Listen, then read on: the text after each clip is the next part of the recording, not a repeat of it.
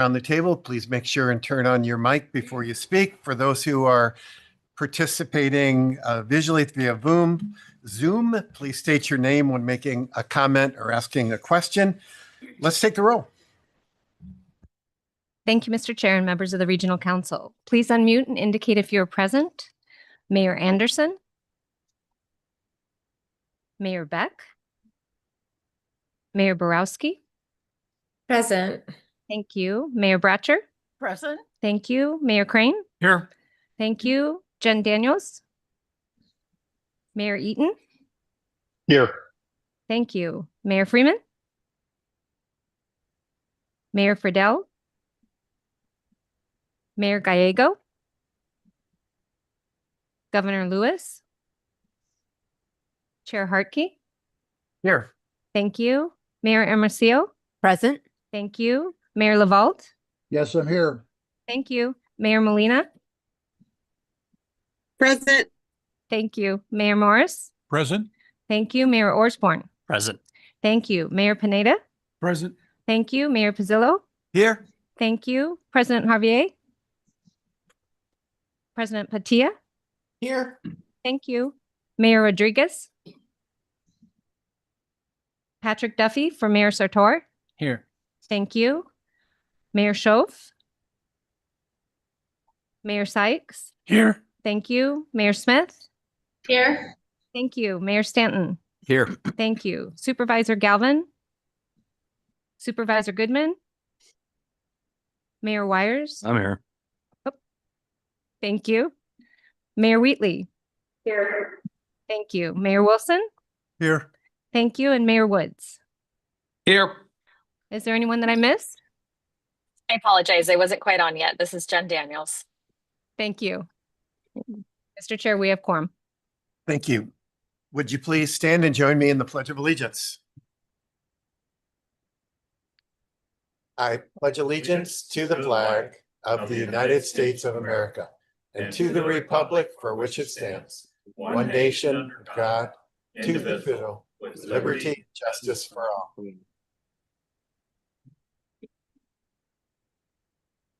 And before we continue, I'd like to congratulate Vice Mayor Alexis Hermosillo on her appointment to the State Transportation Board. How exciting. Thank you so much, Chair. And to those of you who are not live in the room, you missed a great meal today. We have a Chandler restaurant, La Ristra, that really did a great new Mexican meal for us. So your loss, maybe leftovers for us.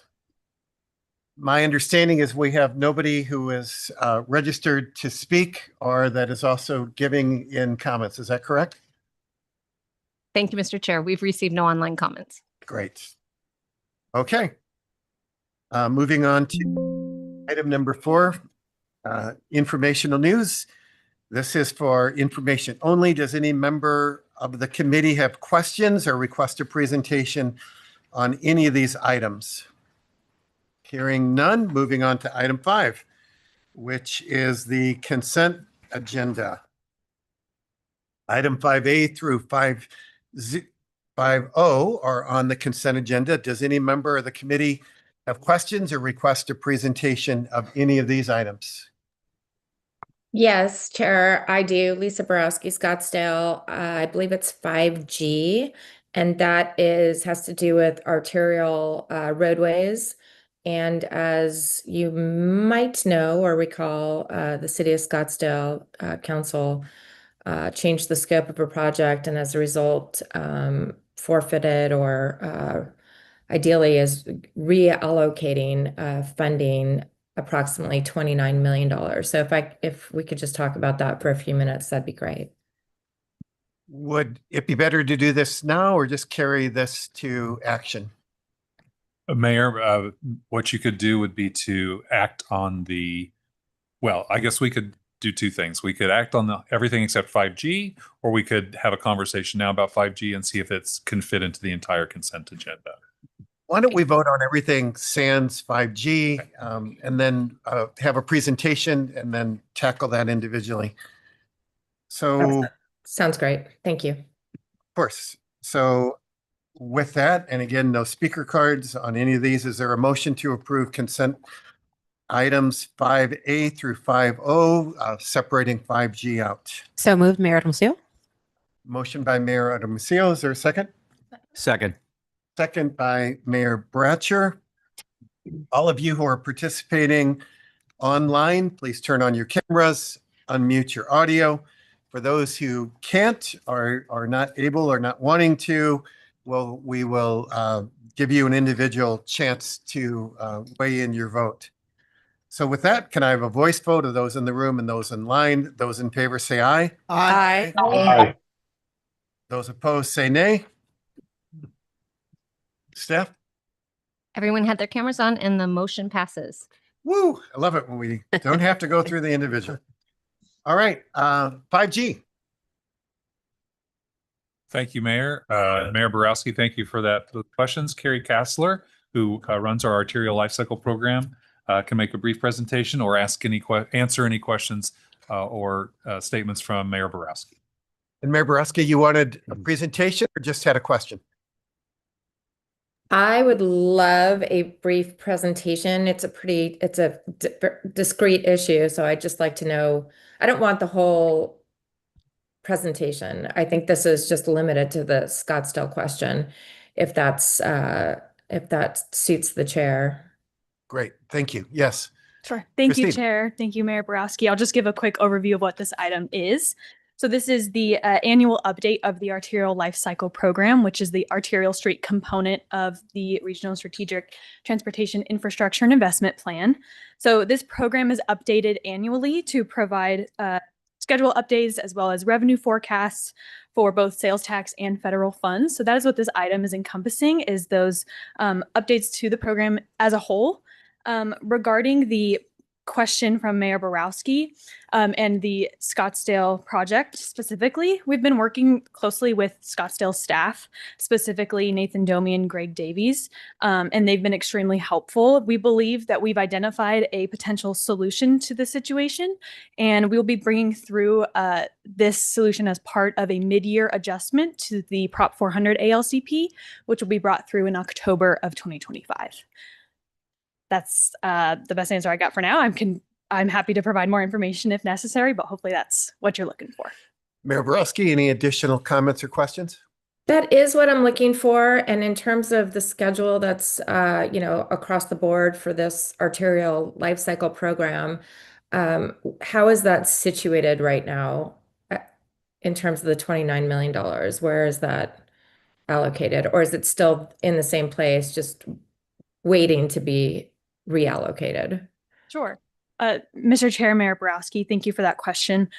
So with that project specifically, it is remaining on the project as of right now. The problem lies really in the federal funding and that it's use or lose. So we're working with the staff to coordinate those funding shifts that will be brought through for action in October to really address those concerns that we can use the funds in the best way possible. Excellent. Thank you very much. Thank you. Is there any additional questions? Is there a motion to move forward with 5G? So moved, Mayor Adamcio. I'll second. Who was the second? Lisa Borowski. Okay, very good. So motion by Mayor Hermosillo, second by Mayor Borowski. Again, those of you who are online, turn on your cameras, be ready to enter into a voice vote.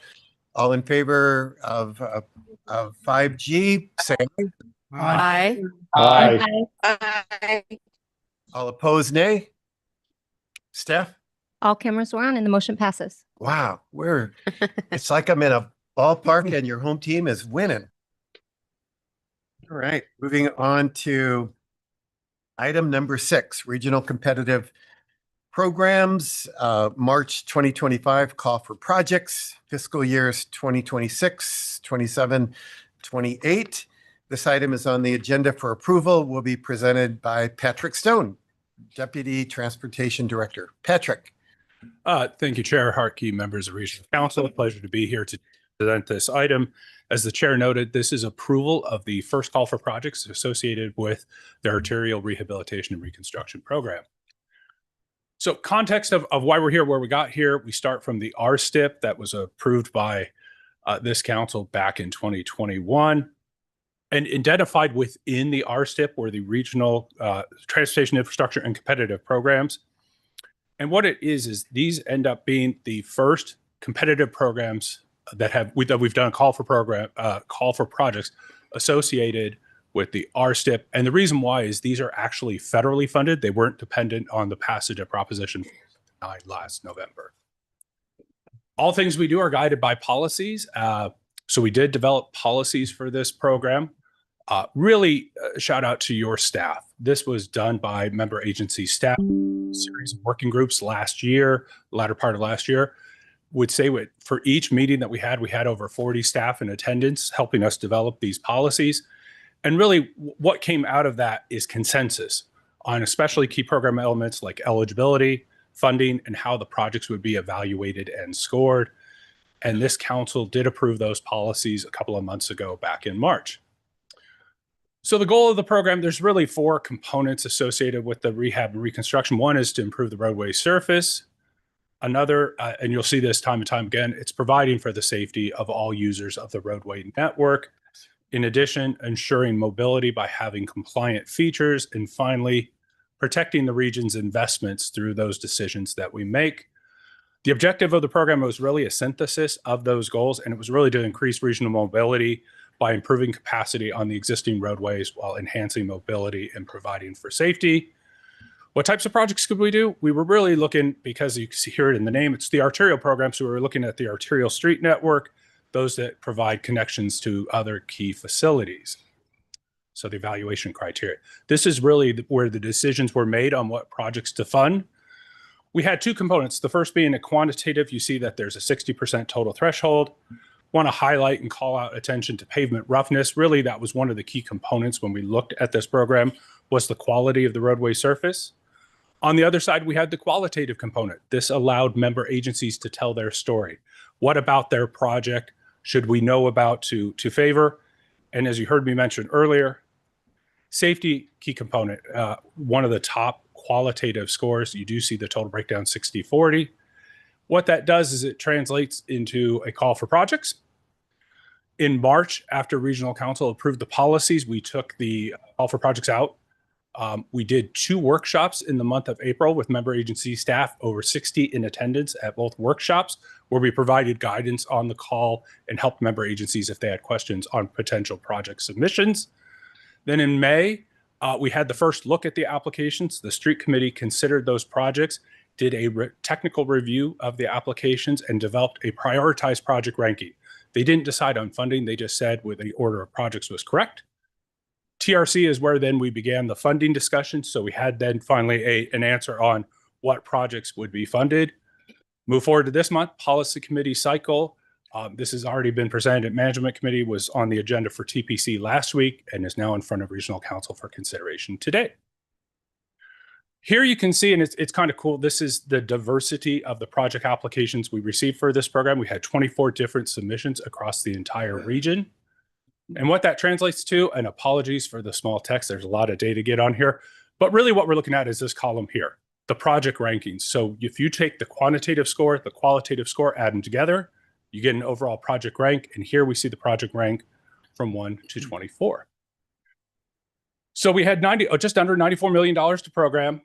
And what we did is we simplistically moved from top to bottom. So we funded the highest scoring projects until we hit a cut line that you can see identified by red. This allowed the region to fully fund 9 projects and then partially fund a 10th project for the city of Phoenix. And they agreed to accept just partial funding for their project.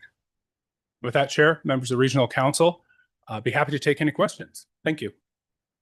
Thank you, Patrick. Are there any questions or comments?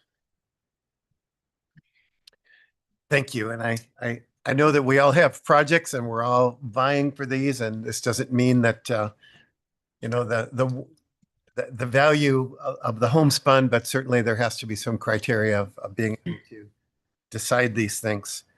So again, we have no speaker cards. We have no online communications to refer to. So at this point, those of you who are line, be sure to be ready to turn your cameras on. Is there a motion to approve the prioritized project listing and the recommended funding scenario for the fiscal years 26, 27, and 28 arterial rehabilitation and reconstruction program and the associated amendments to FY 25 through 30 MAG Transportation Improvement Program, Regional Strategic Transportation Infrastructure Investment Plan, and Momentum 2050 MAG Regional Transportation Plan.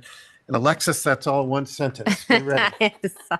So moved, Mayor Hermosillo. All right, we're going to give this one to Sounds Wires. good. Yes. Is there a second? I'll second. Okay. Mayor Bratcher. So we have a motion and a second. All in favor, say aye. Aye. Those opposed, say nay. Steph? All cameras were on and the motion passes. Wow. Okay, this is unprecedented. Item number 7, Regional Competitive Programs, March 2025 call for projects, fiscal years 2026, 27, 28, arterial widening program project selection. Again, Mr. Stone. Thank you, Chair Hartke. Haven't gone anywhere. Still up here. Apologies in advance. I'm going to make this a much quicker presentation. It will probably be longer to read the action than my actual slide deck. So the arterial widening program, really, it's the corollary of the rehab and reconstruction program. Again, it comes out of the RSTIP. We developed this as part of the RSTIP. We identified those regional competitive programs. These were the first 2 that were done, again, because of the federal funding. Moving quickly through, again, thank you and kudos to member agency staff. Couldn't have done it without them. We did develop these policies together. It actually worked out well, very respectful of member agency time, that we're able to get 2 big programs developed and delivered in one fell swoop. It turned out very well. I'm very happy with the results. Again, as noted, Regional Council approved these policies as well back in March. 6 goals associated with the widening program. This is where I'll take just a moment. And really, it's those first 2 goals. One is to widen existing roadways, but also there's an allowance to establish new roadways, which we'll see in the projects later on. Again, looking to promote connectivity across the network, providing for the safety of all roadway users, hoping to encourage economic competitiveness while protecting the region's investments. The objective for this program, again, just like the rehab and reconstruction, it's a synthesis of those goals where we're really increasing regional mobility by expanding capacity on the existing network and increasing the network. Eligibility, exactly the same as rehab and reconstruction program. It's the arterial network within the region. Evaluation criteria. So take a moment here, a little bit different. So there are actually 5 quantitative factors here and a little different threshold. So 65% of the project score quantitative. I do want to note there are actually 2 key components here, which really speak to the reliability of the roadway network. A lot of value was given to that to make the traveling experience consistent for the public. On the qualitative side, we have an additional factor included in this, which really, if you think about the goals, it's into the economic development space. I'm just going to whip through this slide because it's the exact same slide. Here we are in June, looking for approval of the project selection. Of note, there were only 14 projects submitted within the widening program. You can see again on the map where those projects are distributed across the region. And out of that, again, we came up with a project ranking 1 through 14, which was a composite of both the quantitative and qualitative scores. We used the same methodology to distribute the 56 million, which was started at the best scoring project and worked our way down. We were able to fully fund 6 of the 14 projects with a recommendation for a partial funding on the 7th project that the member agency agreed to partial funding. And with that, Chair Hartke, that concludes my very brief presentation. Be happy to take any questions from yourself or the council. Thank you, Patrick. Any questions or comments related to item number 7? I did have a quick comment, Chair. Sure, proceed. Mayor Wheatley. I just wanted to say I'm looking forward to having a debrief this fall on this agenda item and number 6 on the parameters of the program and the opportunities that we can fund additional projects for more agencies. But I am supportive of this. Thank you, Mayor Wheatley. Mayor Pizzillo. Yeah, I would like to mirror that, what she just said. I think it would be nice if we could somehow be able to spread it a little more of the projects. So I'd love to see that discussion a little later in the fall. Okay. Mayor Harkey and to Mayor Wheatley and Mayor Pizzillo's points, Patrick and his team did a good job of putting this together in a relatively short time frame. They do have plans, to the point raised by Mayor Wheatley, to do a debrief with the cities this fall, because we learned a lot. The cities learned a lot about what it took to do this. We learned a lot about what the criteria actually turned out at the end, and there may be some discussion about tweaking the criteria. There were some decisions made, for example, about not capping the amount of money that the projects could ask for. There may be some opinions about that. So this was the first go around. We did it in the abstract. It's now produced a product, and there's actually something tangible that the cities, the staff will get together with Patrick this fall and work through what we learned, what we might change, what we might recommend, and then come back to this body with those. So I appreciate the comments from Mayor Wheatley and Mayor Pizzillo. And we'll follow up on those. I appreciate that, Ed. All right, thank you. Again, no written comments or speaker cards. So is there a motion to approve the prioritized project listing and recommended funding scenario for fiscal years 2026, 27, and 28 arterial widening program and associated amendments to the FY 2025 to 2030 MAG Transportation Improvement Program, Regional Strategic Transportation Infrastructure Investment Plan, and Momentum 2050 MAG Regional Transportation Plan? So moved. Second. Motion by Mayor Orsborn, second by Mayor Pineda. Kaneda. Thank you. I went to your state of the city, but I can't quite see your name there. The way Okay, it's that's all right. very good. We've got a motion and a second. Again, those participating online, you're all, except for Mayor Woods, you're all ready there. Oh, there we go. Look at those two coming in. All in favor, say aye. Aye. All opposed, nay, or hearing none. Steph, All cameras were on and the motion passes. you guys are making this so easy today. Thank you so much. Number 8, 2025 MAG Region in Review, Data Trends Shaping Our Future.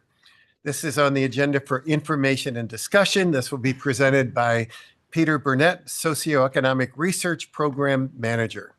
Peter. Thank you, Mr. Chair, members of the Regional Council. I'm excited today to present information, data, and analysis to you from the newly created MAG report. Before I get into that, I just want to give a little context and history and why we created this report. For the last several years, MAG staff have presented information on demographics, socioeconomic information. We've given economic and housing updates and so forth. This year, we wanted to formalize this data into a nice report where we can show a lot more data than can be shown in a shorter presentation. In fact, the report itself has over 40 tables, graphs, charts, contextual information, a lot of information that you'll find useful. It's useful for policymakers, for community stakeholders, for business leaders to show you different trends and challenges that the region faces. So when I talk about region, what I'm talking about mostly for purposes of this report is Maricopa County as a whole and Pinal County as a whole, rather than the MAG MPO boundary. So the report is divided into 4 different sections for demographics, housing, workforce and economy, and working in the region. And today I'd like to just share a few samples of that, and again, invite you to look at the whole report later, but I'm going to highlight a few examples. Talking first about population in the demographic section and what's affecting our population. It's mostly driven by migration. As you can see here from the graph, the gold line shows the annual population increase in the region. The lighter green bars represent births, the gray bars represent deaths, and the darker green is the migration. You'll notice here in 2010 and 2011, there was a negative net migration, yet the gold bar indicates that we still had a positive increase in population in those years. And that's due to having more births than deaths. And you'll see that the births and deaths remain mostly constant throughout the years, but the main driver is that positive net migration that we're seeing in the region. And for example, in 2022, we had an annual increase of 93,800 people in the net population increase. Since 2010, the population in the region has grown to over 5 million. That's a 20% increase since 2010.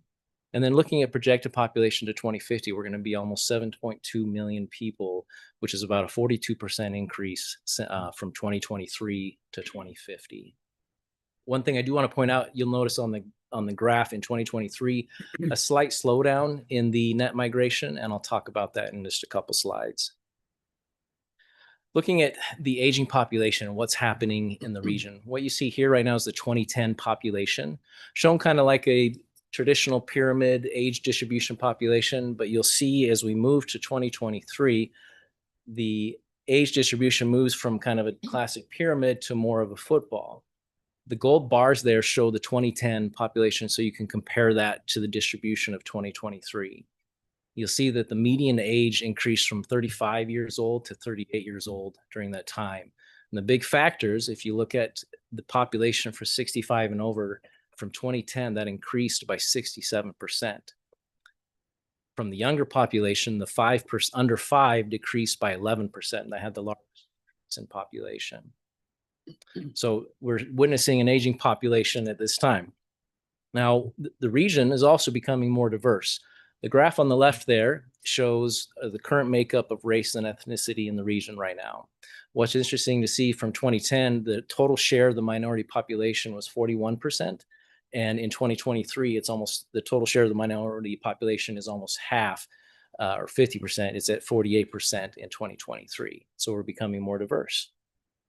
So key takeaways from the demographic section: we're seeing steady population growth and an increased growth. We're seeing an aging region, but we're also seeing a more diverse region.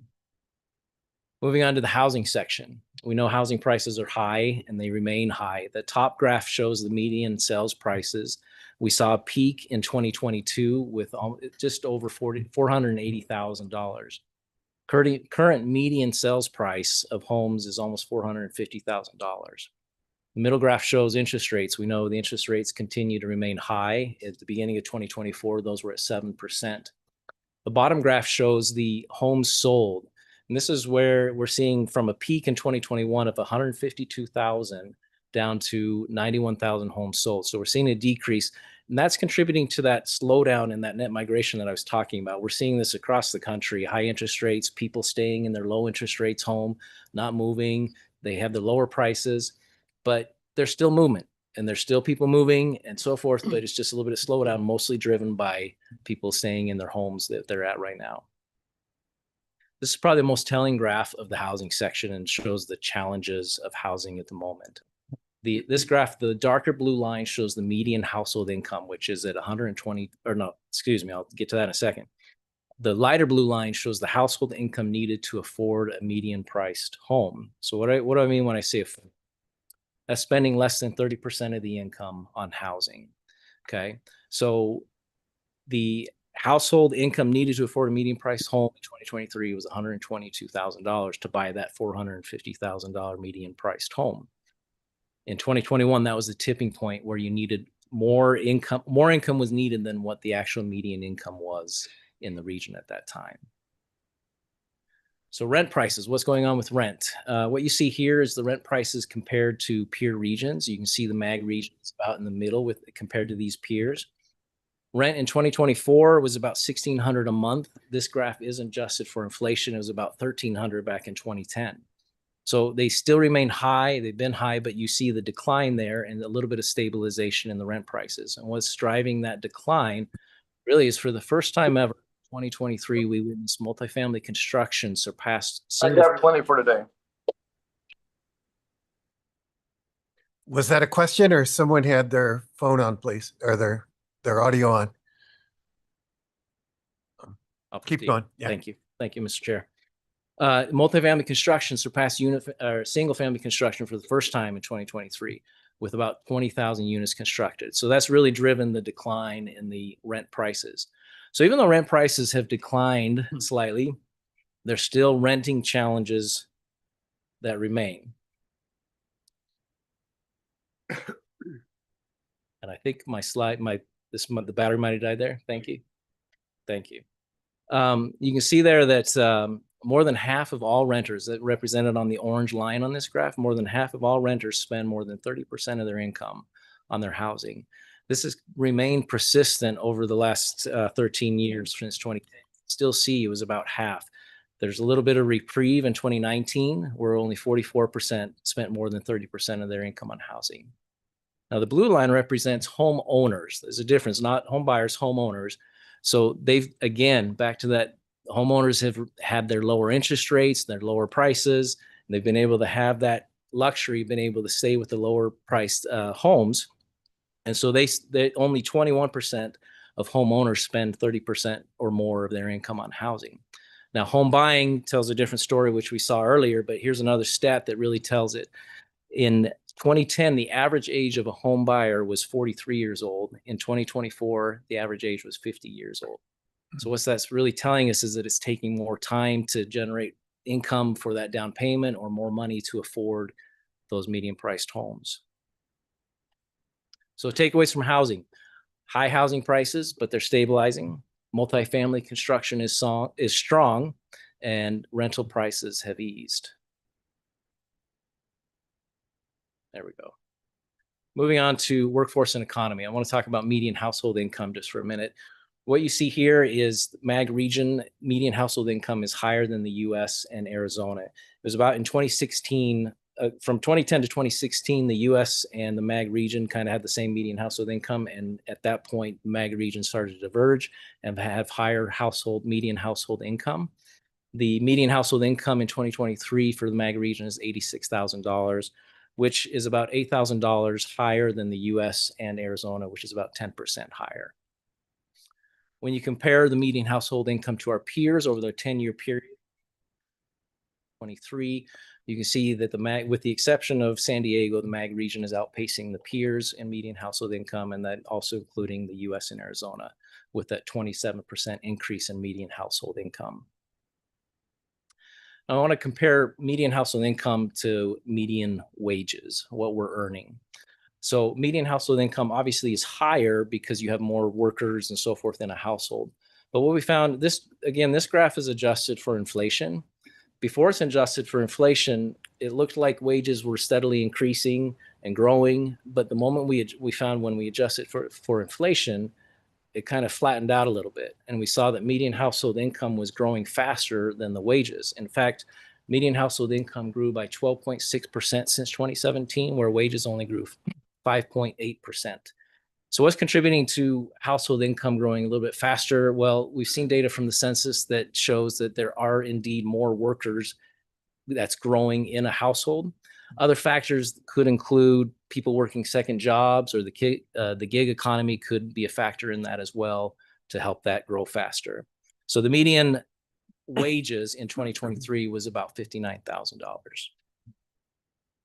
So some takeaways from the workforce and economy: stronger median household income growth. We are outpacing our peers, but wages are lagging behind. Finally, working in the region. What you see here is a graph showing the top 10. We're seeing growth in all of these industries. In fact, healthcare, even at the top there, is still growing the fastest. But in those top 5 industries of healthcare, retail, accommodation and food, manufacturing, and educational services, 51% of all jobs in the region are in those top 5 industries. Now, the footprint of employment throughout the region, you can see that there's 145,000 employer locations in 2024. That's a 50% increase since 2010. One of the driving factors of some of that footprint and increase just outside of the top 10 is the sector of transportation and warehousing. Transportation and warehousing is the 3rd fastest growing industry since 2020. In fact, they grew by about 26% and increased by about 16,000 jobs. And to really highlight that transportation and warehousing industry growing, this graph shows new space constructed since 2011. And you can see here the orange line and the gray line represent office and retail. And they've had growth, but it's been steady growth. But industrial growth, that sector has increased exponentially since really about 2017. And in fact, since 2020, the average square feet built was 32 million square feet. Then industrial space includes transportation and warehousing. It also includes manufacturing and so forth. What's interesting is within 2 miles of the newer created Loop 303, there's about 20% of all industrial space created, and commercial space created, I should say, is within 2 miles. Now, when you look at the region as a whole, 77% of all commercial buildings and 80% of all jobs are within 2 miles of a high transportation corridor, which really highlights the importance of connectivity and moving people and jobs and getting to jobs and so forth. So finally, looking at foreign direct investment, we know it's vital to the economy. Since we started tracking this information in 2015, seeing an increase of 55% in the foreign direct investment in terms of employment and jobs created in the region, which is almost to 100,000 employees in the region. The graph on the left shows the top 5 countries that have investment in our region. They represent all the jobs in different locations summed up for that one country. Now, you can't talk about foreign direct investment, of course, without talking about TSMC. In 2020, TSMC announced a $12 billion investment in our region, and that's since ballooned and grown exponentially to a $165 million investment in our region. When they're done and completed and up and running fully, that'll create 6,000 jobs, and TSMC will become the single largest location in our region of foreign direct investment. And then Taiwan at that point will be in the top 5 for countries with foreign direct investment in our region. So key takeaways from the working in the region, we see that their industry growth is strong and continuing. There are growth near transportation corridors, and the FDI is largely fueled by TSMC. Now, that's a very quick summary of this report that I thank you for letting me share that with you today. This is really what the report looks like. It is in book format, and that you can see that there's a lot of information there for you. And I invite you to study and look at the report and find a lot more information than I could present to you today. The report itself is online. It is on our About page on the MAG website.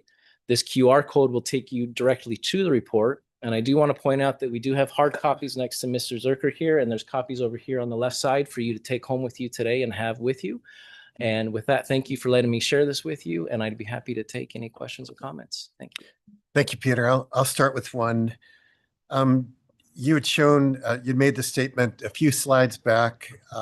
Do wages lagging wages lagging behind in our city? How do we compare with our peers? Do you have data on that? Let's see. Thank you, Mr. Chair, members of the Regional Council. We do have data on that, and I don't have the information. I don't recall it quite offhand, but I can send you an email and give you that information on where you are. Okay. Is it just a rough guess, or I'm assuming everyone is experiencing the same thing? Yeah, a rough guess would be that we are seeing wages not increasing as fast. Okay, so no anomalies with us. Correct. Okay, thank you. Correct. That's probably most likely why we didn't include it in here, is that there wasn't any anomaly there. Okay. Questions or comments related to this? Thank you. It's a great Mr. report. Chair, I would add, Peter and his team are available to dive deeper if you are interested for your own specific geography, or if there was something where you wanted a presentation to your leadership team or your council. We've done that in the past, and Peter is available. So if you want that and would just contact us, we'd be happy to arrange that for you more individualized. Sarah, this is Mayor Wheatley. I did have a couple additional questions. It was Proceed, Mayor Wheatley. Thank you. It was around the household income. Was there data collected on, you touched briefly on it, but additional income earners in the households? And if they have multiple jobs, was there data collected on that? Thank you, Mayor, Mr. Chair, members of the Regional Council. Yes, we have collected, and we did see data that the census definitely shows an increase in workers per household. We don't have data in particular on working second jobs or gig economy. That's more of a estimation or a guess on our part that would include the increase, but we definitely have substantial data that shows an increase in workers per household. Does it break it down? 1 worker, 2 workers, 3 workers? Does it break it down to that, or just additional? My recollection of looking at and analyzing the data, thank you, Mayor, Mr. Chair, members of the committee. My recollection is that we do have data more just in general on, no, it is 3+ household, 2+, and so forth. Yes, thank you. Thank you for that. I appreciate it. This is one of my favorite things that MAG does so well is the data given and provided. So I appreciate this presentation. Thank you. Thank you, Chair. May I add before you Please. conclude, our plan is to update this report about every 3 years at this point. Okay, thank you. The other thing I would add too is I think there's a couple illustrations here of policies that you all have worked on as mayors over the last decade that are paying off. When you saw rent prices coming down finally, that has been a pursuit of more product, more units. And as we see with more units in multifamily construction, it has started to bring rents down. That's a positive as we talk about homelessness, housing for people. That's one of the things that has to happen. The other thing is you saw the divergence of the region, the household income or the wages. I think it was household median income higher than the national average and higher than our peers. That I think is the result of the work for those of you on GPAC of the effort to diversify the region's economy after the crash in 2008 through 2010, 2011. So all that effort to diversify the economy took a while, but by 2016, you really saw that taking off. And so that's, again, is just verification of the strategy to diversify the economy away from only housing and real estate to industry has resulted in a higher income growth than the rest of the nation. So again, I think it's just a validation of strategies that mayors have been working on for a long time. Mayor Pizzillo. I think it's nice that we see our housing and in the renters, but my biggest concern kind of going forward is, I guess, the American dream. I'm not so much concerned about rental prices coming down as I am trying to find some affordable housing, owner occupied housing. I'd rather see more of our effort figuring out how we can get that in instead of building more apartments. Because from my perspective, as they get older, if all they have is rent their entire life, they're not going to be able to build that wealth, through their life. So when they retire, they're going to be in one of those positions where they probably can't retire. So somehow we got to figure out how we can get it so it's affordable housing, and instead of putting more focus on building apartments, and I know they're needed because we got people coming in, but to me, the focus should be on figuring out how do we get people in starter affordable homes. Otherwise, I think we're just digging ourselves a hole as we get into the future where you're going to have the haves and the have-nots, and it's just going to make it worse. That's my comment. Mayor Earthborn. Chair, thank you. Just 1 second to what Mayor Wheatley had said. That's one of my favorite parts, aside from the in-person lunches that we have here, is from Chandler. From Chandler, is the incredible data that you all push out. And so we really, really appreciate that. And that allows us the opportunity to do exactly what we're talking about, which is that's basically our scoreboard. And we could tell from a policy perspective if what we're putting in place is bearing fruit. So thank you for that and for providing the scoreboard. I did have one really quick question on the home buyers and that age, that average age. Mm-hmm. I think it was from 43 to 50 or something like that. Is that first time home buyers that's being considered? It didn't clarify that. Thank you for the question, Mr. Chair, members of the Regional Council. That data is actually by home. It's not first. We don't have data on first-time home buyers. We only have the census data on any home buyer in general. Okay. So that's that's a home bought in the last year. Okay. Is there any data for telling exactly that? Who would be a first-time home buyer? Thank you, Mayor Osborne. Mr. Chair, members of the Regional Council. I want that data too. Yeah. I can't find it. We saw it when we were investigating, looking into this data. We really wanted to put it into the report. We found some data that was, for example, from National Association of Realtors. We couldn't confirm the data. It was just a stat they had. We couldn't get access to the data. The data we had for sure was from the census, and that was just all home buyers. But I would love, if anybody knows where to get data on first-time home buyers, I would love that. Yeah, we could make some stuff up here. I mean, it seems like that's what I try to avoid too. And to your comment before about you enjoying seeing the data, it's our pleasure to show that. I did want to mention a lot of this data we put into our transportation and projection and population models, and there's so much data that goes into that we wanted to share that with all of you. Yeah, I appreciate that, Chair. Thank you. Yeah, I had one additional question that kind of spurred by Mr. Zucker's comment. About rent prices lowering. Again, I know it's a supply and demand thing, and we're adding more supply. We're also not seeing the migration to the valley like we did a few years ago. It seemed like we were the number one fastest growing. How would you respond? Certainly, we're bringing more on, which would lower it, but we're also, did you see we're not, if indeed migration to the greater Phoenix area is lessening, how do those two play in with housing costs? Yeah, thank you, Mr. Chair, members of Regional Council. I'm going to refer back to that first slide I showed on the population that showed that increase in that migration and the steady growth. You're absolutely right. In the last year, we saw that slow down. But again, with how large we are, a slowdown doesn't affect too much that population increase that we're still seeing. So even with that slowdown and less movement, I think the less movement is, personally, I think that the less movement is really those in a home buyer or homeowner situation not moving as much because of those interest rates. Renters, I think you're going to see that continuing movement, but it's those homeowners that are staying put, and that's across the region where that slowed down our rate just a little bit. Okay, thank you. Additional comments or questions? Peter, thank you. That was a very fascinating report. Thank you. Item number 9, using data to identify freeway minor improvement opportunities. This is on the agenda for information and discussion. Will be presented by Wang Zhang, Transportation Data Program Manager. Wang, welcome. Good afternoon, Chair Harkey and members of the Regional Council. We are here to present the use of data in identifying minor improvement projects.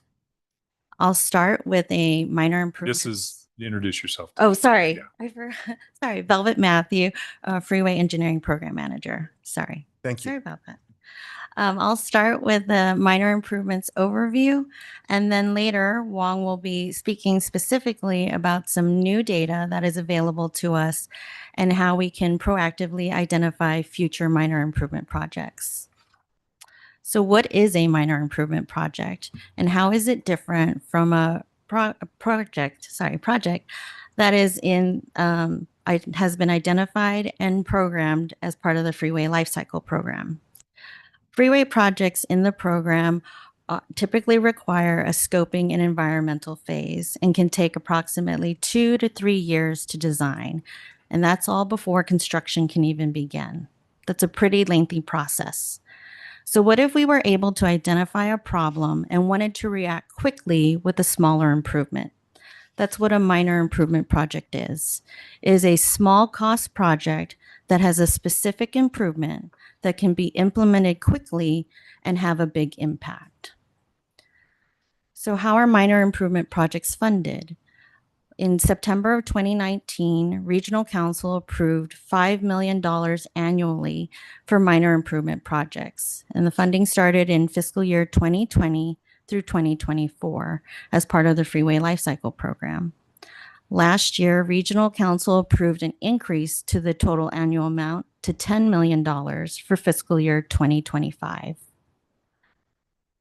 I'd like to show you how the funding has been allocated to date. These projects are at various stages of design, are about to start construction, are in construction, or have been completed.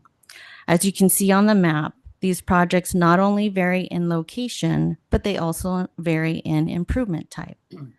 We've addressed backups on the ramps with restriping or a small ramp widening. We've provided increased capacity by adding a lane through restriping.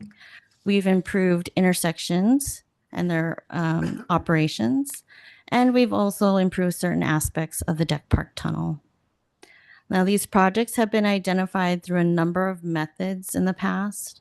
Sometimes we'll have a study that is underway, and we've been able to identify smaller near-term improvements that will improve the traffic congestion in the area. Other times we've identified projects through operational observation, where we have freeway mainline backing up and a restriping or a small ramp widening will result in a 2-lane exit ramp that will eliminate or greatly reduce the backup on the main line.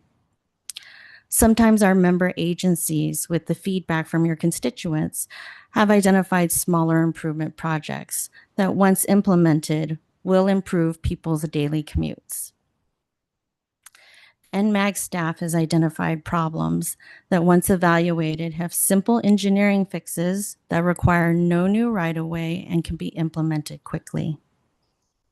MAG is an analytical agency, and we have access to very rich data. So how do we leverage that data to proactively identify minor improvement projects and be able to address them before they become systemic problems in our network? I'll now hand it over to Wong, who will talk about that in further detail. Thank you, Velvet, and thank you, Chair and members of Regional Council, for us to continue the presentation.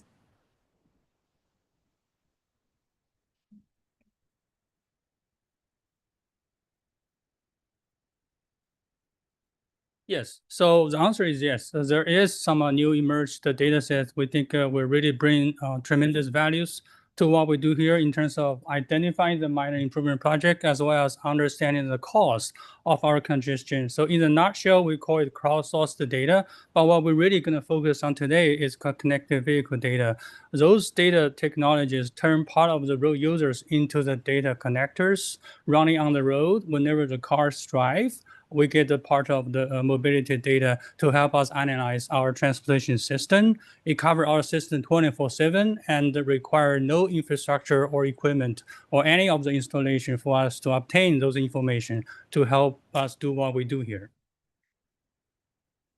So over the last decade or two, I think everybody is quite familiar with either Google Traffic or Apple Traffic, that you can use the different colors to understand the traffic conditions. For example, green means free flow conditions, yellow means people start to slow down, and the red means it's really bad, very severe congested. But those information are provided to us on the segment level and also over a period of time, for example, every 15 minutes. So in the history, that's how we, transportation engineers, use such kind of data to analyze our transportation problems. The situation has changed. With the help of this new crowdsourced data, we're able to obtain those point-based, second-by-second, high-frequency, high granularity of the mobility data to really help us drill down into the problems, to dissect our congestion problem more precisely. This is exactly what we need to be able to identify and also solve those transportation problems through the minor improvement project opportunities. Once again, this data is acquired by MAC from the third-party data vendors, and it's completely anonymous, and there's no personal information involved. What we're trying to bring this data into the work is, for example, we used to use our traffic speed as a main source to analyze the problem, but now with this help coming from the connected vehicle data or crowdsourced data technologies, we're able to look at exactly where people slam their brake, pushing those harsh brake events, where they make the lane changes, and exactly quantitatively measure the queue lengths and the dynamics of people slowing down on the freeway, where they turn the free flow condition into the parking lot.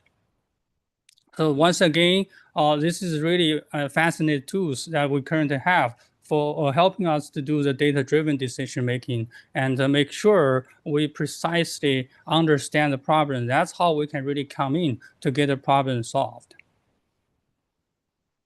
So with the help of these new technologies, we're able to upgrade the traditional method of how we scan our regional freeways congestion, and we're able to add another module to the end, which is module 3. In the next couple slides, I'll walk you through with exactly what we're doing right now. So first, the module really simple. So we have lots of the data, and then we're able to do this, a comprehensive statistic check on the data to identify all the emerging bottlenecks on our freeway network. And moving on into the next step, this is where we use to stop. We produce those heat map. How you read that is traffic move from the bottom to the top. And once again, time travel from left to the right. So you can look at the size of those red coverages. The wider the red means the longer duration of the congestion, and the longer of the red area represent there's more segments of the freeway has been impacted by certain congestion. Like I said, this is the word we used to stop, we used to have. Our engineers were looking at this kind of information to help us look at the problems. We know where the problem is. We just didn't quite know how we can come in with an effective way to fight against it. But now, with the help of this new data source, we're able to look into that. I'm sorry. Let me try to play my. Taylor, can I have you play the video for me, please?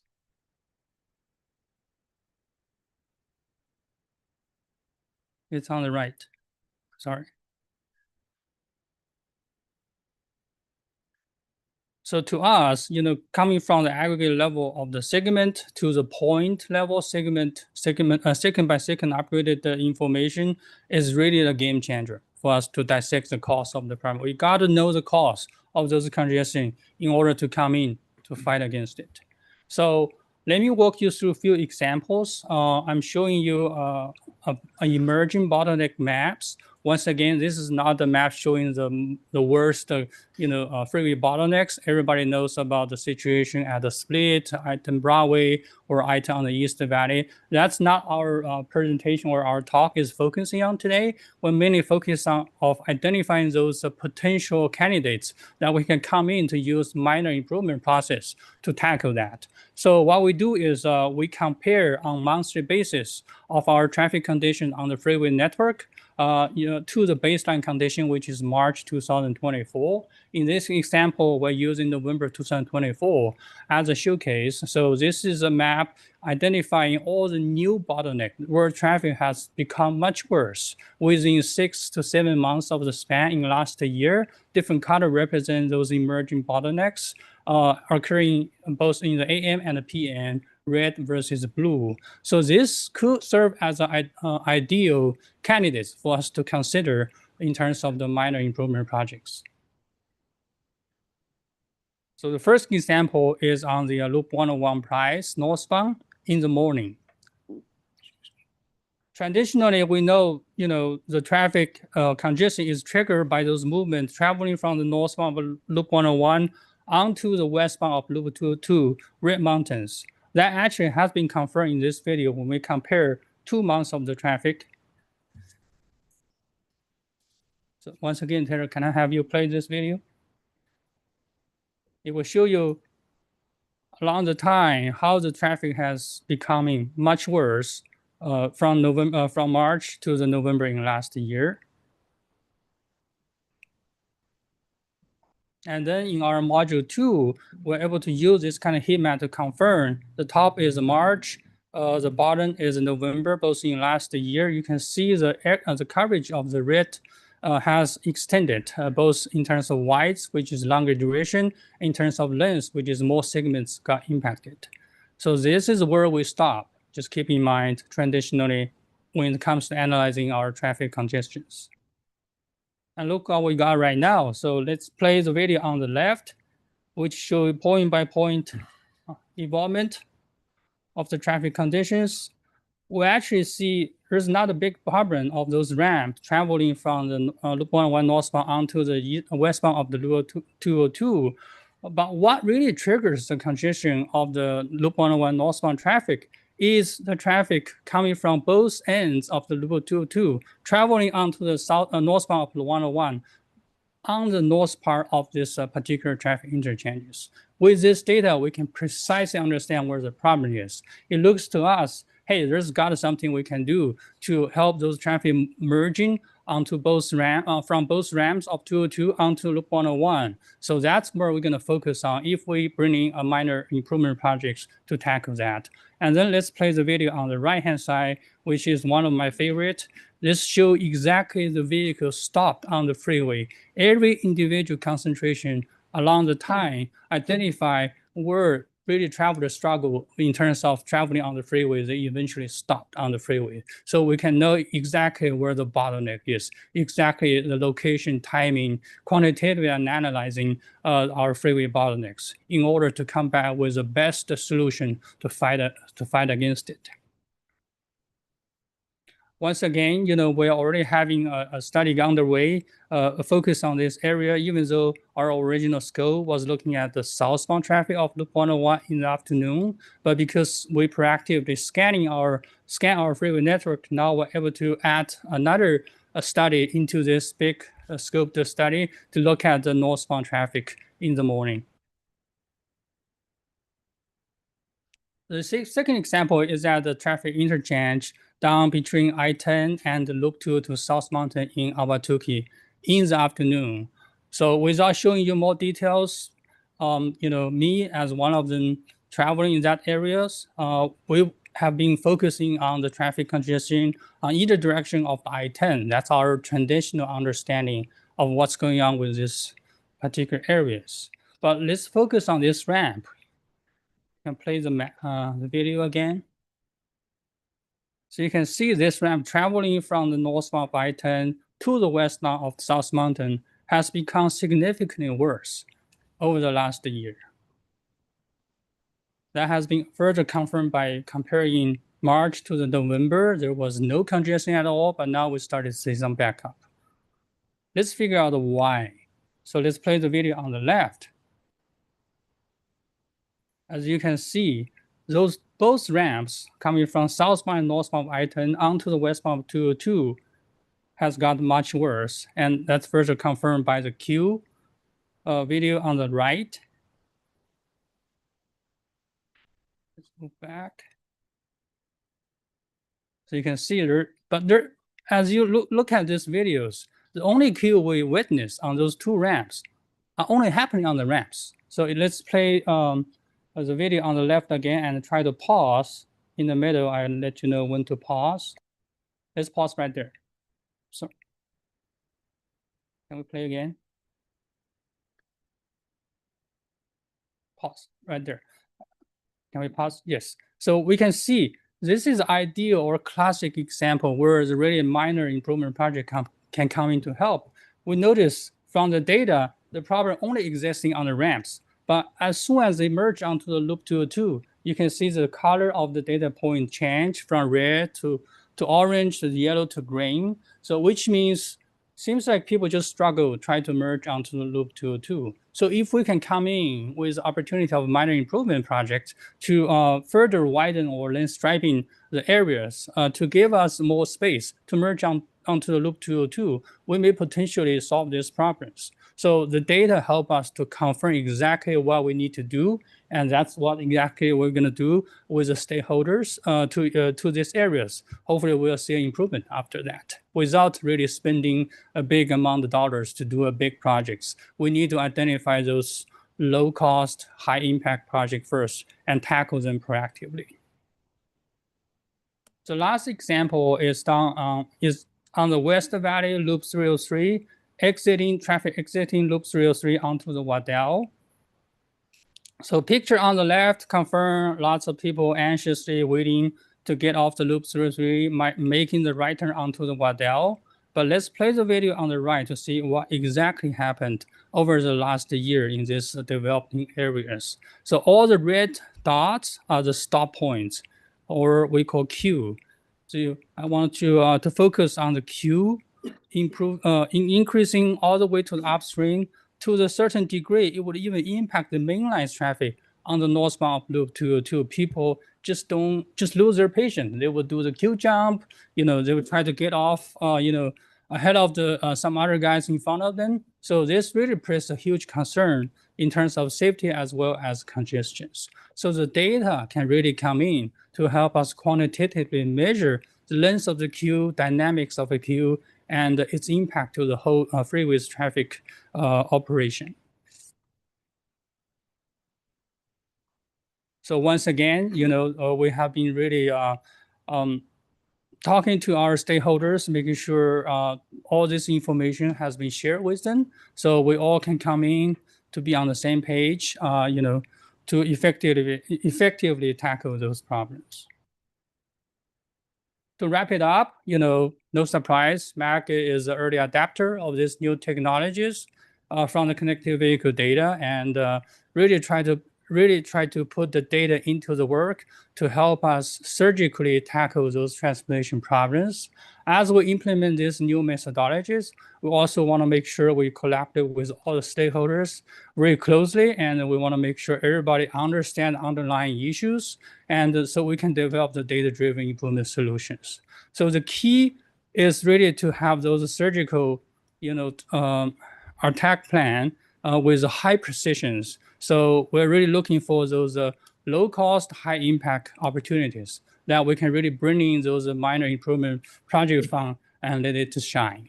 So to wrap it up, we think this is really a good exercise to demonstrate the power of the health and sales tax, which is unique to the region in enabling those kind of swift response to the emerging challenges. Once again, thank you for your time, Chair and members of Regional Council. Happy to take any questions. Thank you, Wong and Velvet. Any questions? Mayor Osborne. Yep. Thank you. That's fascinating. And thank you for taking us through that. And it's interesting that from March to November of the same year, you can have such a significant backup. It's almost like a switch flips and all of a sudden people are deciding to go a different route. Or it's that last car that adds into the bottleneck that all of a sudden causes all the red to happen the rest of the way through. And the examples you get, I think I've sat in each one of those in that red. I was one of those red dots.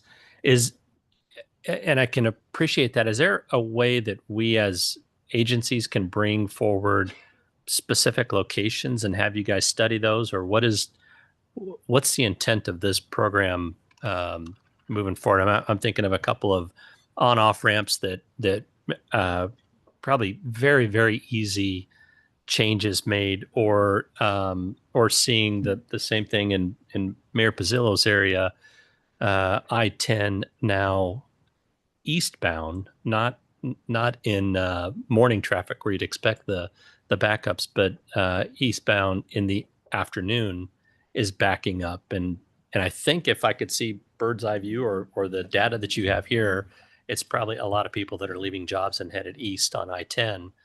But certain instances like that would be really interesting to study that and figure out what we could do to alleviate that traffic. Well, thank you, Mayor and Chair and members of Regional Council. I try to answer a part of your questions first, and I let Vivian chime in. I think my response to the second part of your question is, with the help of this data and how we set up our internal analysis work, we're able to proactively scan through our entire freeway network, including the ramp, on-ramp, to be kind of proactive in understanding what are the emerging problems we have. As a matter of fact, recently we just did a scanning using the last spring's data on looking at all the potential queues of the off ramps for the entire freeway network. The one we showed you is one of them, but there's more to work on. But I think the point I try to summarize is that now with all kinds of help, as we're living in this big data world, we're in a very, very good position in proactively tackle those problems that just emerged. Yep. And just to add on to that, yes, we appreciate any information. You and your constituents are our eyes out there. And so as you guys are hearing feedback from your constituents or you yourselves are experiencing it, please feel free to let us know. Great. Thank you, Chair. It's the data the region owns through MAG. And so where you have questions about specific ones, if you get it with John or Velvet, we'll see what we've got and see if we can put some mind power to it. Great. Yeah. Thank you. Quick question. Have you identified, or has there been a discussion in regards to the weight distribution between the two resources? So if we're looking at observations or studies, as opposed to the data that demonstrates other things, which one takes precedence over the other? So I wouldn't, Mr. Chair and members of the Regional Council, I wouldn't say necessarily that one takes precedence over the other. Right now, we're just identifying locations. Again, this data is very new. So we ourselves are excited to delve in and kind of further identify other locations. And so right now we'll first identify where are those spots and then talk about, one, are there projects that are currently underway that could possibly include these improvements with them? Others will look at, are there studies already underway? We've already identified that on the 101 bottleneck that you guys saw earlier. We've added that location now to that study. And then others, if we need to initiate a study, we will certainly do that as well. So we're going to look at all options to see how we can tackle these. And I think to your point, Mayor, I think the data makes the studies better. I don't think it's that the study says something, the data says something contradictory. The data is going to feed to the study and make the study more accurate than it Yes, would have been I would just before. look at that as like supplemental material that just reinforces the argument for the project. So, thank you. Appreciate it. Additional questions or comments? Thank you so much. Item number 10, election of the MAG Regional Council officers and executive committee members. This is on the agenda for approval. The nominating committee recommended the following: Chair, Mayor Alexis Hermosillo, City of El Mirage. Vice Chair, that guy from Buckeye. Treasurer, Mayor Julie Wheatley, Town of Queen Creek. 3 at-large members, Mayor Kate Gallego, City of Phoenix. Mayor Mark Freeman, City of Mesa. Mayor Jerry Wires, City of Glendale. Past Chair, that guy from Chandler. So prior to voting, there is an opportunity for members of the public to comment. Any questions, comments? All right. We have not received any requests to speak or written comments on this. So is there a motion to elect the fiscal year 2026 MAG Regional Council officers to include chair, vice chair, treasurer, past chair, and 3 members at large? So moved. All right. Who was that over here? We'll go Mayor Pizzillo. Is there a second? Second. Okay. I don't know who was that. We'll go Mayor Bratcher on this case. We have a motion and a second. Time to wake up, everyone online. Turn your cameras on. All in favor, say aye. Aye. All opposed, nay. Staff. Mayor Molina, how do you vote? Aye. Thank you. Mayor Wheatley got in just in the wire, I think there. We were watching you. All right. Item number 11. This is on your agenda for information only. Passing of the gavel. So it has been an honor to serve as the chair and MAG Regional Council this past year. Over the last year, we have demonstrated what's been possible when we come together with a shared purpose to better the lives of the people that we serve corporately. I had the honor of assuming this role after Prop 479 was approved to appear on the November 2024 ballot. Prop 479 saw an overwhelming endorsement from voters to extend our region's transportation funding for another 20 years. And this wasn't just a policy win, but it was a testament to trust. We'd been working on this for many years before. A lot of disagreements turned to coming together and seeing how we could best serve our greater region. This was a win for all of us, and we have and will deliver projects that will strengthen our communities. From completing SR 30 to Loop 303 to expanding transit services. Together, we laid a foundation to preserve the region's economic expansion and quality of life well into 2050. And this, like the other things that I'm proud of, it's interesting serving as the chair. It's a slice that really represents the work that we've all been doing. Mayor Gallego before and previous, and Mayor Weiss from Avondale, and other mayors before and others after continue to have this role of that we're all a team, able to do some great things in our communities. It didn't stop with transportation. We tackled air quality challenges head on, investing in regional research and pushing for practical approaches to addressing ozone and dust pollution. I was really proud to be part of the team representing MAG in the meeting with EPA Administrator Lee Zeldin, which resulted in tangible results by using common sense to prevent sanctions that would further hinder our economic progress in clean tech, national defense, and green industry. And in partnering with EPA, we will continue to work on reducing air pollutants we can control locally to the benefit of our public health in this region. We also continued our commitment to addressing and reducing homelessness in our region. And by organizing the point-in-time homeless count, MAG ensures the maximum number of dollars are allocated towards providing direct services through continuum of care work. And despite experiencing the hottest summer on record, MAG coordinated the Heat Relief Network, which contributed to the first decline in heat-related deaths in Maricopa County in a decade. I want to thank Human Services Division for surveying the stakeholders and taking bold steps to modernize and streamline its committees. We all know that eliminating committees is it's a challenging thing to do in government. But at MAG, we eliminated 3 and consolidated their work into a new Human Services Community Initiative Committee. These actions will better utilize members' time and ensure maximum engagement. And finally, this past year, MAG has responded to the priorities of member agencies by better allocating resource to maximizing the amount of funding available for transportation, environmental, and human service projects that will benefit MAG's membership. And by refocusing on MAG's core competencies, resources previously applied to economic development were redirected, leaving that work to the expertise of GPEC, Chambers of Commerce, the ACA, where it belongs.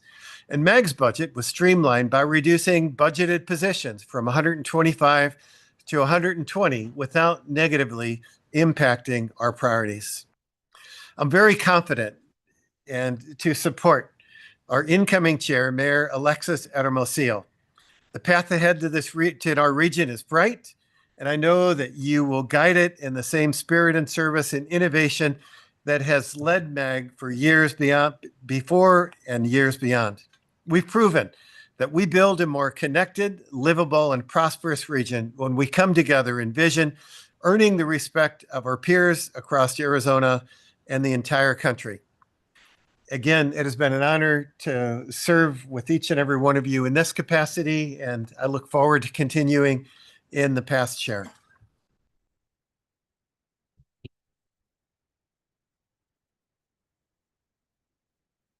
The gavel is yours, Madam Chair. Thank you. I want to begin by recognizing and thanking Mayor Harkey for his leadership over the past year. Under your guidance, MAG achieved one of the most transformative milestones in our region's history, the passage of Proposition 479. Because of your commitment to inclusive decision-making and unwavering focus, we now have a 20-year roadmap to continue our region's legacy of funding at the transportation infrastructure that supports our families, economy, and future. Thank you, Mayor Harkey, on behalf of this council and the region we serve. As I accept the gavel, I do so with deep humility and great enthusiasm. Leading MAG is not just about guiding policy, it's about listening, building trust, and ensuring voices across this diverse region are invited to the conversation and are heard. We enter this next chapter with a shared belief that the Valley's future is filled with opportunity. My focus in the year ahead will be to build on the foundation we've laid to ensure that Proposition 479's promise becomes a visible reality across our vast region. That means overseeing the launch of high-impact projects like the system interchange at Loop 303 and I-17 in the North Valley, integrating safety and technology into every project we plan, and using data to identify and advance solutions that provide relief to our constituents. We will continue to take bold steps to address homelessness, support housing accessibility, and advance visionary initiatives like Rio Reimagined. These aren't just projects or programs.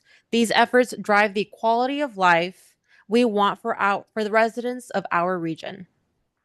Environmental resilience will remain a top priority. We will champion innovative, science-driven strategies to advance public health in the region and continue to lead by example through strong partnerships, not just in Arizona, but the Intermountain West. MAG's strength lies in our unity. In this coming year, I will continue to elevate the voices of the communities across our region, to ensure equity is at the center of our decisions and strengthen partnerships across our diverse local jurisdictions and Native nations. Together, we are shaping a region that is growing with purpose. I'm honored to serve as your chair. Let's continue to work with heart, urgency, and the shared belief that a stronger, safer, and more connected region is not only possible in the future, but within our reach today. Thank you. So, in honor, sorry, I don't know. I didn't mean to cut people off, but in honor of your service, Mayor Harkey, we would like to present you with a small token of our appreciation. This new design originated as an idea last year from our regional council member to use a local or upcycled materials to honor the service of MAG leaders. We're pleased to have found an opportunity to do both. This is made from local reclaimed wood and crafted by a local business here in the region, in the MAG region. On behalf of our fellow committee members and the staff of MAG, thank you again for your exemplary service to and commitment in advancing our region. So this is for you. Thank you so much for your service.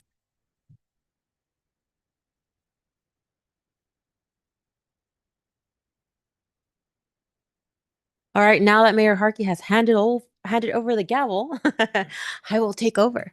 Thank you so much again, everyone, for your commitment to our council and for just being amazing colleagues to work with, not only members on council, but also staff and extended staff members to our individual community. So thank you so much for your commitment and your desire to continue to serve. Thank you. All right. Item number 12 is Executive Director's Report. This item is on the agenda for information only. Mr. Zuercher will present the update. Thank you. Thank you, Chair. Members of the committee, real quickly. So June it started with a couple of celebrations of Prop 400. Many of you attended those, including joining ADOT and the project team celebrating the completion of the I-10 Broadway Curve project, the largest urban reconstruction project in Arizona history, focusing on safety there, and would not have been possible without Proposition 400. We really want to congratulate ADOT for the success and delivery of that project. Very complex project, but it's set a new standard for how projects will be delivered. Tyler will skip the next slide. We'll go to the next one. Also that same week was the second Prop 400 project open, was the South Central Light Rail Extension. And so congratulations to Valley Metro and the city of Phoenix and the community in South Phoenix for that milestone. You can see several thousand people showed up for that highly anticipated opening. I believe Mayor Bratcher was there as well. Saw her there, among others. Next, we want to congratulate our member agency, the city of Maricopa, who and Mayor Smith, who put many, many, many years into getting the SR 347 widening approved as part of ADOT's 5-year construction program. And it included Maricopa voting to tax themselves for the project. That funding is slated for 2027. It pairs with $86 million in Prop 479 funding that has been committed by the region to the Maricopa County section of 347. And if you read any of the news out of the city of Maricopa, you know how excited they are for improvements to come to the 347. Again, another great example of partnerships that Mayor Harkey and Mayor Hermosillo talked about. Next, speaking of 479, we received last couple weeks ago an award from a national organization that we belong to called the National Association of Regional Councils. Unfortunate acronym is NARC, but they live through it. They recognized the Regional Strategic Transportation Infrastructure Investment Plan, basically Prop 479, and its success with a national award for regional achievement in the large metropolitan area category.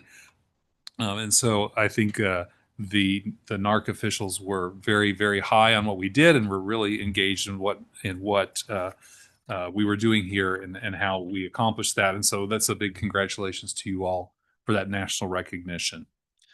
Next, as you heard from Chair Harkey and our incoming Chair Hermosillo, we have a lot to be proud of here at MAG. We annually put out an annual report that is coming out after this meeting today. You guys have lived that, but it does commemorate the things that have been accomplished this year in fiscal year 2025.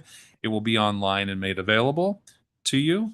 And finally, I do want to conclude with personal thanks to Mayor Hartke for his leadership this year, his trust in the staff at MAG, and how he's brought us through this year. It's been a pleasure to work with you. Our staff have very much enjoyed your time as chair. And we also look forward to working with Chair Hermosillo over the next year. Chairman Hartke did request that we continue the fun photo tradition, so we decided to use one that they had as sort of an outtake from their photo shoot. And there's a lot of important work ahead with Prop 479 and other things here. We look forward to your leadership in delivering that. I will just have a final reminder, these booklets are available online, but also hard copies for you. The details of what Peter reported earlier, so please pick up one or more as you leave today. Thank you, Mayor. Chair Hermosillo, get used to that now. Chair Hermosillo, thank you. That concludes my report. Thank you so much, Ed. If members have any questions, please see Ed after the meeting. Thank you. All right, next is the legislative update. This item is on the agenda for information discussion only. Samantha Klakalak, Government Relations Project Manager, will present the item. Thank you, Chair Hermosillo, members of Regional Council. As we all know, the legislature moves slowly and then all at once. So we are now in our 24th week of the legislative session. The Senate convened last week to introduce their budget bills, and they third read those last week into the early morning hours. The bills ended up passing with bipartisan support. Those bills have not yet been heard in the House, but the House did convene yesterday to hear their newest version of budget bills, which has been coined as the skinny or continuation budget. And the rules were suspended to send those to third read yesterday. Those House bills from both budget iterations of those House bills were third read this morning in the Senate as two mass motions and have been transmitted to the governor today. As we near the end of the fiscal year, we are tracking the status of the budget very closely and accordingly. And with that, the very brief update on bills that we were tracking: HCR 2035 and its companion SCR 1004, vehicle mileage tracking tax prohibitions, were third read and flipped in the House floor 2 weeks ago. The resolution was passed with 31 yes votes. This resolution will be sent to the ballot during the next general election. Again, this measure now, if approved by voters, could be a potential roadblock in the ability to modernize future funding for the declining HERF revenues, as well as impacting MAG's air quality efforts and planning. That completes my report, Chair, and I'm happy to answer any questions. Thank you, Samantha. Do any of the members have any questions, comments? All right, hearing none, we'll go ahead and move forward. Thank you so much, Samantha. All right, item number 14 is request for future agenda items. Are there any requests from the membership for an item to be added to the future agenda? All right, hearing none, the next agenda item is comments from the committee. Are there any comments or announcements from the membership? All right, moving forward, before I call for an adjournment, I do want to give a gift to the council. I am giving everyone some time off in July. The meetings are canceled for July, so make sure you enjoy your summer break. Hey. The next meeting of the Regional Council will be on Wednesday, August 27, 2025 at 11:30 a.m. with no further